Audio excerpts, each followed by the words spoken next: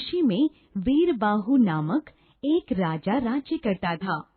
वह अपनी प्रजा को बहुत प्यार करता था। उसके न्याय की चारों तरफ धूम थी। वीरबाहु की रानी का नाम सुमति था। वह बहुत सुंदर थी। अपने माता पिता की इकलौती पुत्री होने के कारण अधिक लाड़ प्यार ने उसे घमंडी बना दिया था। सर्दी के दिन थे। एक दिन रानी अपनी सखियों के साथ गंगा स्नान करने गई। कड़ाके की सर्दी पड़ रही थी। स्नान करके लौटते समय रानी के हाथ पैर ठिठुरने लगे। उसने इधर उधर देखा तो एक छोटी सी झोपड़ी दिखाई दी। रानी ने अपनी सखियों से कहा, आओ इस झोपड़ी को जलाकर तापें। एक सहेली ने कहा, महारानी, यह किसी गरीब की झोपड़ी है, इसे जलाना ठीक नहीं। रानी ने कहा, 4 तिनकों की झोपड़ी है, जल जाएगी तो क्या, नहीं बनवा देंगे। देखते ही देखते झोपड़ी में आग लगा दी गई। हाथ पांव ताप कर रानी अपनी सखियों के साथ राजमहल में लौट आई। वह झोपड़ी एक गरीब ब्राह्मण की थी। जब उस गरीब को पता चला कि रानी ने तापने के लिए उसकी झोपड़ी जला डाली है, तो वह बहुत दुखी हुआ और फरियाद लेकर राजा वीरबाहु के पास पहुंचा। राजा को यह जानकर बहुत दुख हुआ कि महारानी सुमति ने एक गरीब ब्राह्मण की झोपड़ी जला दी। राजा ने महारानी को बुलाया और कहा, तुमने यह क्या किया? एक गरीब की झोपड़ी जला डाली? क्या तुम्हें यह शोभा देता है? रानी सुमति ने तुनक कर जवाब दिया, 4 तिनकों की झोपड़ी के लिए इतना तूफान? जला दी तो क्या हुआ, नहीं बनवा दूंगी। राजा ने शांत स्वर में कहा, रानी, यह मत भूलो कि तुम राजा वीरबाहु की पत्नी हो। तुमने गरीब का घर जलाकर उसे अनाथ बना दिया है। तुम्हें इस गलती का दंड भोगना ही पड़ेगा, तभी उस गरीब के साथ न्याय होगा। तुम्हें उसकी झोपड़ी फिर से बनानी होगी, और वह भी अपनी मेहनत से। जब तक तुम अपनी मेहनत से वह झोपड़ी नहीं बना दोगी, तब तक तुम इस महल में नहीं रह सकती। रानी का सारा घमंड चूर चूर हो गया। अब वह अपनी भूल पर पछताने लगी। उसे समझ में नहीं आ रहा था कि क्या करे। आखिर उसने कमर कसी और जंगल में से लकड़ियां बीन बीन कर बेचने लगी। सर्दी, गर्मी और बरसात की परवाह किए बिना उसने 1 वर्ष तक जी तोड़ परिश्रम किया। जो पैसे मिलते उनमें से आधे पैसे बचाती और आधे में अपना खर्चा चलाती। बचे पैसों से उसने झोपड़ी तैयार करवा दी। अब उसे समझ में आया कि गरीबी क्या होती है और 4 तिनकों की झोपड़ी बनाना गरीब के लिए कितना कठिन होता है। उसने गरीब ब्राह्मण से क्षमा मांगी। अब रानी का मन सरल हो गया था। महाराज वीरबाहु महारानी के परिश्रम और पश्चाताप को देखकर प्रसन्न हुए और महारानी को ने मुझे कितना खूबसूरत बनाया है। मेरे जैसा खूबसूरत रूप तो पूरे पृथ्वी लोक में किसी का नहीं है। पिथौरागढ़ के महल की इकलौती राजकुमारी सौंदर्य को अपनी खूबसूरती का बहुत घमंड था। वो हमेशा से ही खुद को पृथ्वी लोक की सबसे सुंदर कन्या मानती थी, लेकिन वो जितनी सुंदर थी उतनी ही निर्दयी भी थी। ऐसे ही एक बार राजकुमारी साहिबा, माली ने कहा था आज बड़े फूल नहीं खिले हैं, इसीलिए छोटे फूल ही ले आई। अभी जाकर माली से कहो, अगर बड़े गुलाब नहीं मिले तो उसकी नौकरी चली जाएगी। सरिता दासी जल्दी से बड़े गुलाब लेने चली जाती है। तभी सौंदर्य की नजर अपने पैरों पर पड़ती है तो वो चिल्लाकर दूसरी दासी कमला से कहती है, अरे ये क्या, मेरे इन फूलों से नाजुक पैरों में चंदन न लगाकर तुमने ये रंग क्यों लगा दिया? माफ कर दीजिए राजकुमारी साहिबा, गलती हो गई। अभी के अभी दूर हो जाओ तुम लोग मेरी नजरों से। तुम सब के सब मेरे खिलाफ साजिश रच रही हो कि मुझे अच्छे से तैयार नहीं करोगी, लेकिन तुम सब के सब कान खोलकर सुन लो। मैं हूँ राजकुमारी सौंदर्य। मैं इस पृथ्वी की सबसे सुंदर राजकुमारी हूँ। और तुम कितनी भी कोशिश कर लो, लेकिन तुम लोग मेरे इस रूप को नष्ट नहीं कर पाओगी। चली जाओ अभी के अभी, मेरी आंखों से दूर हो जाओ। मैं हूँ राजकुमारी सौंदर्य और मैं ही हूँ इस पृथ्वी की सबसे सुंदर राजकुमारी। राजकुमारी के दुर्व्यवहार की बात माली और दासियां जाकर राजकुमारी सौंदर्य के पिता राजा विक्रमादित्य को बताते हैं। शाम को जब विक्रमादित्य चिंता में अपने कक्ष में यहाँ से वहाँ घूम रहे होते हैं तो उनकी पत्नी रानी रत्नावती राजा के पास जाती है और उनसे पूछती है, क्या हुआ महाराज, आप इतनी चिंता में क्यों हैं? हमारी चिंता का एकमात्र कारण हमारी पुत्री राजकुमारी सौंदर्य है। क्यों महाराज, अब क्या कर दिया सौंदर्य ने? वो हमारे महल के नौकरों के साथ दुर्व्यवहार कर रही है। दासी से लेकर माली तक सभी पर अत्याचार करती है और ये सब ठीक नहीं। यही सब सूचना हमें भी मिली है महाराज। मैं भी वही सोच रहा हूं कि हम क्या कर सकते हैं। महारानी हमारा कोई पुत्र नहीं है। राजकुमारी सौंदर्य ही इस राज्य की उत्तराधिकारी है। अगर वही प्रजा का दुख नहीं समझेगी, उन पर अत्याचार करेगी तो प्रजा विद्रोह कर उठेगी। तो इसका उपाय क्या है महाराज? यही सोचकर तो मैं चिंतित हूं महारानी। मुझे लगता है इस विषय पर हमें कुलगुरु से राय लेनी चाहिए, वही हमें सही मार्गदर्शन दे सकते हैं। तुम बिल्कुल ठीक कह रही हो महारानी, वो सिद्ध पुरुष हैं। हमारी समस्या का समाधान उनके पास जरूर होगा। मैं कल ही उनके आश्रम जाकर उनसे मिलकर आता हूं। अगले दिन राजा विक्रमादित्य कुलगुरु से मिलने उनके आश्रम जाते हैं। प्रणाम गुरुदेव। प्रणाम राजा साहब। आज इतनी दूर हमारे आश्रम में आने का कारण? गुरुदेव, मैं एक बहुत ही गंभीर समस्या में फंसा हुआ हूं और आपके पास उस समस्या के समाधान के लिए आया हूं। कैसी समस्या राजा साहब? फिर राजा अपनी सारी समस्या गुरुदेव को बताते हैं। गुरुदेव उनकी समस्या सुनकर कहते हैं, आपकी समस्या का समाधान मैं अभी किए देता हूं राजा साहब। इसके बाद गुरुदेव अपनी शक्ति से एक मुखौटा प्रकट करते हैं और वो मुखौटा राजा साहब को देते हुए कहते हैं, ये लीजिए राजा साहब, ये मुखौटा रख लीजिए और रात को जब राजकुमारी सो जाए तो ये मुखौटा उसको पहना दीजिएगा। कुछ दिनों में उसको अपनी गलती का एहसास हो जाएगा। राजा वो मुखौटा अपने साथ ले जाता है। महल पहुंचकर वो सारी बात रानी को बताता है। छी छी, ये कितना कुरूप मुखौटा है। क्या मेरी बेटी इतनी कुरूप हो जाएगी?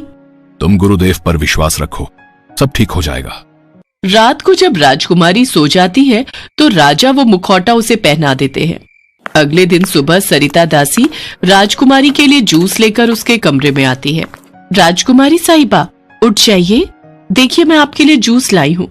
जैसे ही राजकुमारी सोकर उठती है तो सरिता दासी उसका कुरूप रूप देखकर डर जाती है और जोर जोर से चिल्लाने लगती है, छी छी छी, कितना कुरूप और डरावना चेहरा है ये।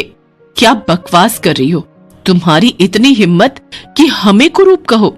अगर आपको हमारी बातों पर विश्वास नहीं तो आईने में खुद को देख लीजिए। मैं तो ये कुरूप चेहरा नहीं देख सकती, मैं तो चली यहाँ से।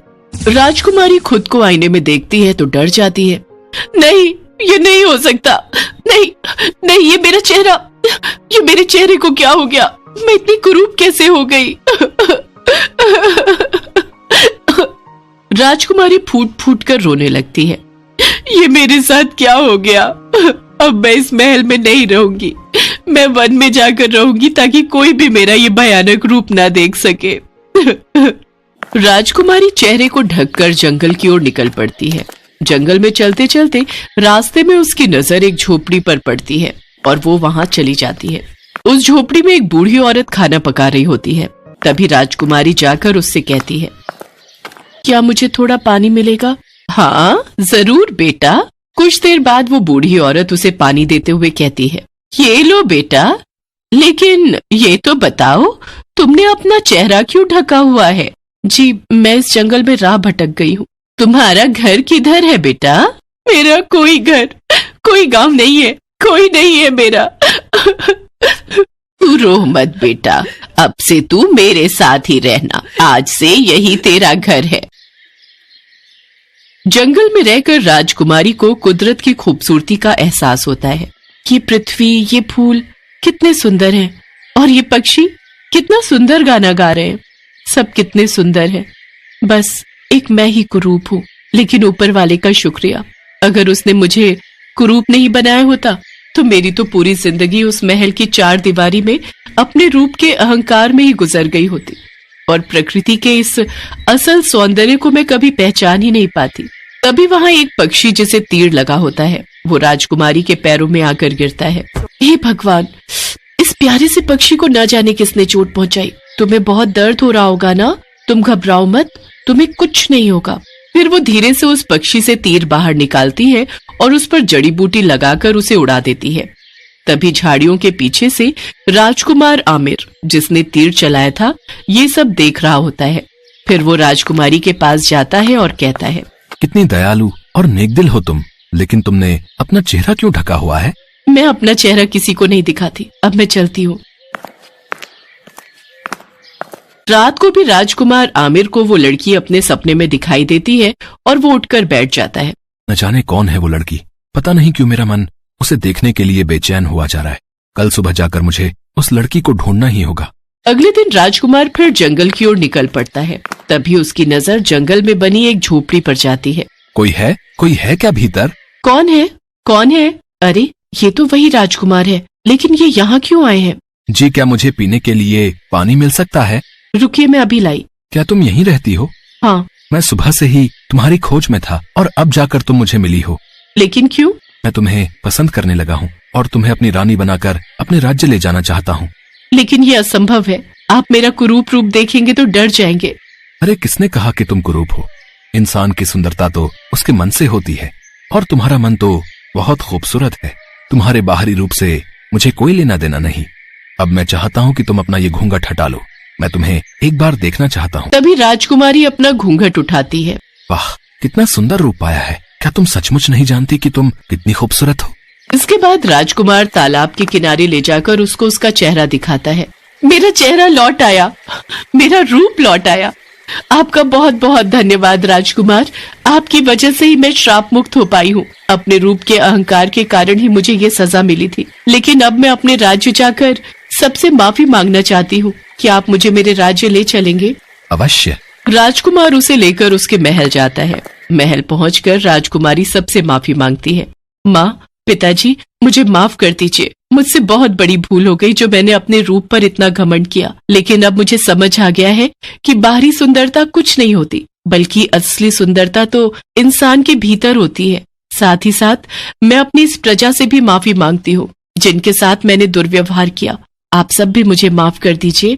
राजकुमारी की जय हो, राजकुमारी की जय हो। इसके बाद राजा और रानी उन दोनों को अपने गले लगा लेते हैं।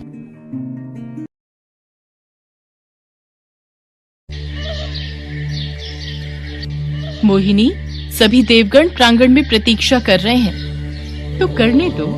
मोहिनी के सौंदर्य और नृत्य को देखने के लिए थोड़ी प्रतीक्षा तो करनी ही होगी। ओहो, इतना अहंकार! मोहिनी, देवराज तुम्हारे इस तरह के व्यवहार से पहले ही क्रोधित है। देखो माया, मुझे किसी के क्रोध का कोई भय नहीं है। मैं इस स्वर्गलोक की सबसे सुंदर अप्सरा हूँ, और सिर्फ स्वर्गलोक ही क्यों, इस संपूर्ण संसार में कोई भी स्त्री ऐसी नहीं जिसका सौंदर्य मुझे चुनौती दे सके। तो यदि देवराज को अपने स्वर्गलोक की प्रतिष्ठा बनाए रखनी है तो मेरे इतने नखरे तो उठाने ही पड़ेंगे। जाओ, जाकर सबसे कह दो कि आज मैं नृत्य प्रदर्शन नहीं करूंगी, मेरा मन नहीं है। वैसे मोहिनी ने कुछ गलत नहीं कहा था।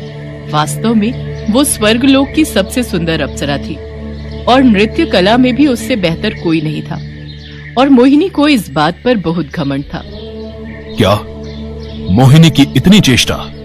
जाओ, उस दुष्ट और अहंकारी स्त्री को बंदी बनाकर यहाँ लेकर आओ। स्वर्गलोक के सैनिक तुरंत मोहिनी के कक्ष में पहुंचे और उसे बंदी बनाकर स्वर्ग की सभा में ले आए। बेड़ियों में जकड़ी हुई मोहिनी गुस्से से लाल हो रही थी। देवराज, मेरे साथ इस तरह के व्यवहार का क्या तात्पर्य है? मोहिनी, तुम जैसा व्यवहार करती आई हो, ये उसी का फल है। तुम्हारे नृत्य प्रदर्शन की ख्याति सुनकर आज स्वर्गलोक में कई अतिथि पधारे थे, किंतु तुमने मेरे आदेश की अवहेलना करके इन सभी के समक्ष स्वर्गलोक की अवमानना की है। तो इसी कारण तुम यहाँ एक दोषी के रूप में लाई गई हो। ओह, अब समझी। आप यदि अभिमान करें तो उचित है, किंतु अगर एक स्त्री अपने सौंदर्य और कला पर अभिमान करे तो वो दोषी हो गई।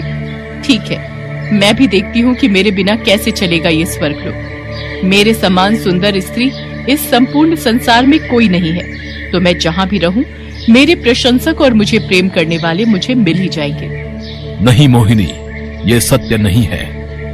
कुरूप व्यक्ति भी प्रेम का पात्र होता है।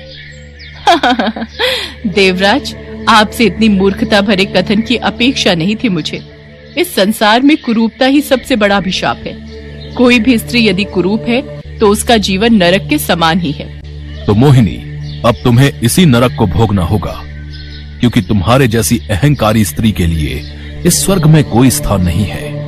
इतना कहकर देवराज ने मोहिनी को एक सुंदर अप्सरा से एक बहुत ही बदसूरत महिला में बदल दिया। और जैसे ही मोहिनी को इस बात का एहसास हुआ, वो देवराज के सामने फूट फूट कर रोने लगी। क्षमा क्षमा कर दीजिए प्रभु, कुरूप होने से तो अच्छा आप मुझे मृत्यु दंड दे दीजिए। नहीं मोहिनी, तुम्हें सत्य का ज्ञान हो, इसके लिए तुम्हें यह दंड भुगतना ही होगा। और जिस दिन तुम्हें इसी रूप में सच्चे प्रेम की प्राप्ति होगी, उसी दिन तुम इस श्राप से मुक्त हो जाओगी और वापस स्वर्ग भी आ सकोगी। मोहिनी गिड़गिड़ाती रही, लेकिन देवराज अपना फैसला सुना चुके थे। कोयले से काले रंग, रूखे सूखे बाल और अजीबो गरीब नाक नक्श के साथ देवराज ने मोहिनी को स्वर्गलोक से पृथ्वी लोक पर इंसानों के बीच भेज दिया, जहां अब मोहिनी दर दर की ठोकरें खाने लगी। भगवान के लिए कुछ खाने को दे दो, बहुत भूख लगी है मुझे। अच्छा, थोड़ा पानी ही पिला दो। चल हट यहाँ से, चेहरा तो देखो इसका, ऐसा लगता है जैसे कोई डरावनी चुड़ैल खड़ी है सामने। चल भाग यहाँ से। उस आदमी के हड़काने पर भी जब मोहिनी वहाँ से नहीं हटी, तो उस आदमी ने उसे मारने के लिए एक मोटा डंडा उठा लिया, जिसे देखकर मोहिनी डर गई और वहाँ से दूर जाकर फुटपाथ पर बैठकर रोने लगी। इतना अपमान! वास्तव में ये तो नरक से भी बुरा है। मोहिनी हार चुकी थी, पहले तो सुंदरता खोने का दुख, और अब भूख और प्यास ने उसे पूरी तरह तोड़ दिया था। वो खुद को खत्म कर देना चाहती थी और इसी इरादे के साथ वो बीच सड़क की तरफ जाने लगी, जहाँ बहुत तेज ट्रैफिक चल रहा था। लेकिन तभी ये क्या कर रही हो? तुम देख नहीं सकती हो तो बिना किसी को साथ लिए क्यों सड़क पार कर रही थी? क्या मतलब है तुम्हारा? मैं कोई अंधी नहीं हूँ, और तुमसे कहा किसने था यहाँ बीच में आकर महान बनने को? मैं यहाँ सड़क के बीच मरने ही आई थी, लेकिन तुमने सब बर्बाद कर दिया। ये क्या कह रही हो? इंसान का जीवन तो भगवान का अनमोल उपहार है, तुम इसे कैसे खत्म कर सकती हो? उपहार? जरा देखो मुझे, इस चेहरे और रंग के साथ मेरा ये जीवन नरक के समान है। भूख और प्यास से बुरा हाल है मेरा, न कोई घर है न कोई रिश्तेदार। अब तुम ही बताओ कि मैं जीकर करूं भी तो क्या? उस लड़के का नाम सूरज था, जो पास ही बन रहे हाईवे पर मजदूरी किया करता था। सूरज की कमाई भले ही बहुत कम थी, लेकिन उसका दिल बहुत बड़ा था। वो मोहिनी की मदद करना चाहता था, लेकिन अब तक की बातचीत में वो मोहिनी के जिद्दी स्वभाव को तो समझ ही गया था। ठीक है, अगर तुम्हें मरना ही है तो मैं क्या कर सकता हूँ, लेकिन मेरी राय है कि किसी को भी भूखे पेट नहीं मरना चाहिए। वहां पास ही मेरा घर है, मेरी माँ ने गर्मा गर्म खाना बनाकर रखा होगा। चलो पहले चलकर खाना खा लो, फिर तुम्हारा जो मन करे वो करना, मैं तुम्हें नहीं रोकूंगा। सूरज की बात मानकर मोहिनी उसके साथ चल दी। सूरज अपनी बूढ़ी माँ के साथ एक टूटी झुग्गी में रहता था, जिसे देखते ही मोहिनी ने मन में सोचा, उफ, ये भी कोई रहने की जगह है? यहाँ कोई कैसे रह सकता है? मोहिनी अपने हाल पर दुखी तो थी, लेकिन शर्मिंदा नहीं, इसलिए उसे सूरज और उसका घर बिल्कुल पसंद नहीं आ रहा था। लेकिन फिलहाल उसके पास और कोई चारा नहीं था। सूरज की माँ ने उसे बैठने को कहा और फिर बड़े ही प्यार से उसके लिए अपने हाथों से बनाई हुई खिचड़ी लेकर आई। लो बेटी, खा लो, और ये अचार भी ले लो। ये क्या है? ये खिचड़ी है, एक बार खाओगी तो बार बार मांगोगी। मेरी माँ के हाथों का स्वाद ही कुछ ऐसा है। क्या बोल रहा है ये? इतना बुरा दिखने वाला खाना भला स्वादिष्ट कैसे हो सकता है? लेकिन क्या करूं, अभी तो मुझे इसे खाना ही पड़ेगा। मोहिनी ने बेमन से उस खिचड़ी को खाना शुरू किया, लेकिन जैसे जैसे वो खाती गई उसे स्वाद आता रहा और देखते ही देखते उसने सारी खिचड़ी खत्म कर दी।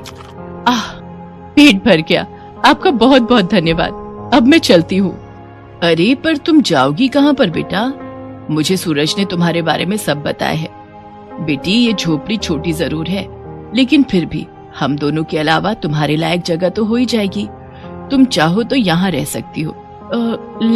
लेकिन मैं यहाँ कैसे रह सकती हूँ? मैं तो। संकोच मत करो बेटी, बुरे वक्त में इंसान ही इंसान के काम आता है। ज्यादा है तो तुम मेरी घर के कामों में मदद कर देना बस, बाकी तुम्हें किसी बात की चिंता करने की जरूरत नहीं है। ओहो, तो ये औरत मुझसे घर के काम करवाना चाहती है। लेकिन चलो कुछ दिन यहाँ रहकर देख ही लेती हूँ, वरना मरने का विकल्प तो है ही मेरे पास। ऐसा सोचकर मोहिनी सूरज के घर में ही रुक गई। लेकिन जैसे जैसे वक्त बीता मोहिनी की सोच बदलती गई। अरे अम्मा, फिर से ये काम पकड़ लिया आपने, लाइए मुझे दीजिए। अरे मुझे करने दे बिटिया, तू क्या क्या करेगी, मैं कर लूंगी सब। आपने कितने महीनों तक मुझे बिठाकर खाना खिलाया है, वो भी मेरी माँ की तरह, तो अब मेरी बारी है ना। ठीक है तो ले फिर। अच्छा सुन बेटी, आज शाम को सूरज जल्दी घर आएगा, फिर हम सब बाजार घूमने चलेंगे, ठीक है?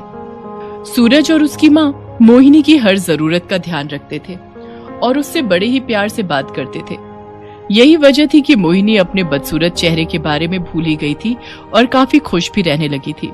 फिर उसी शाम बाजार में, वाह कितने सुंदर वस्त्र हैं, कितना समय हो गया ऐसे वस्त्र पहने हुए। तभी मोहिनी की नजर उन कपड़ों के पास लगे एक आईने पर गई, जिसमें अपना चेहरा देखकर वो उदास हो गई। क्या हुआ बेटी, चल ना। अब हाँ अम्मा चलो। ऐसे ही कई दिन बीत गए और फिर, बिटिया इधर तो आ जरा, ये ले, ये तेरे लिए है। इसमें क्या है अम्मा? खुद ही खोल कर देख ले। मोहिनी ने फौरन उस थैले को खोला तो उसमें वही कपड़े थे जो मोहिनी को उस दिन बाजार में पसंद आए थे। अरे अम्मा, ये कपड़े सूरज लेकर आया है तेरे लिए, कह रहा था कि तुझ पर बहुत अच्छे लगेंगे। ये सुनकर मोहिनी चौंक गई और सीधे सूरज के पास जाकर उससे बोली, अब सुनिए, आप मेरे लिए ये कपड़े लेकर क्यों आए? क्योंकि तुम्हें ये पसंद थे, है ना? पसंद तो थे, पर शायद मैं इन्हें पहनने के लायक नहीं हूँ। ये कपड़े तो किसी सुंदर लड़की को पहनने चाहिए। नहीं मोहिनी, एक बार मेरी नजर से देखो, तुम बहुत सुंदर हो। जब से तुम मेरी जिंदगी में आई हो, सब कुछ कितना अच्छा हो गया है। मेरी माँ कितनी खुश रहने लगी है और फिर मेरी तनख्वाह भी बढ़ गई है। और क्या? और अब मैं तुमसे अपने दिल की बात और नहीं छिपा सकता। मोहिनी, सच तो यह है कि मैं तुम्हें बहुत पसंद करने लगा हूं। मैं चाहता हूं कि तुम हमेशा हमारे साथ रहो, मेरी पत्नी बनकर। मोहिनी को अपने कानों पर विश्वास नहीं हो रहा था। वो समझ नहीं पा रही थी कि आखिर कोई उसे इस रूप में कैसे पसंद कर सकता है। उसे सूरज की आंखों में अपने लिए सच्चा प्रेम साफ दिखाई दे रहा था। और तभी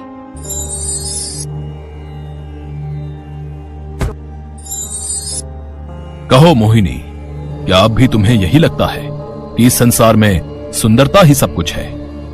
नहीं प्रभु, मुझे सत्य का ज्ञान हो गया है। मैं समझ गई हूँ कि तन की सुंदरता से ज्यादा मन की सुंदरता का मूल है। तो ठीक है, अब स्वर्ग के द्वार तुम्हारे लिए खुले हैं। अब क्षमा कीजिए प्रभु, मैं पहले भी स्वर्ग का निरादर कर चुकी हूँ, लेकिन अब फिर से नहीं करना चाहती। अब यही मेरा स्वर्ग है, जहाँ से मैं कहीं नहीं जाना चाहती। और प्रभु, एक विनती और है आपसे, मुझे वापस वही मोहिनी बना दीजिए, ताकि मैं यहाँ अपने परिवार के साथ सुख से रह सकूं। मोहिनी की बात सुनकर देवराज मुस्कुरा दिए और फिर उन्होंने वही किया जैसा मोहिनी चाहती थी। अब मोहिनी एक सुंदर अप्सरा नहीं बल्कि एक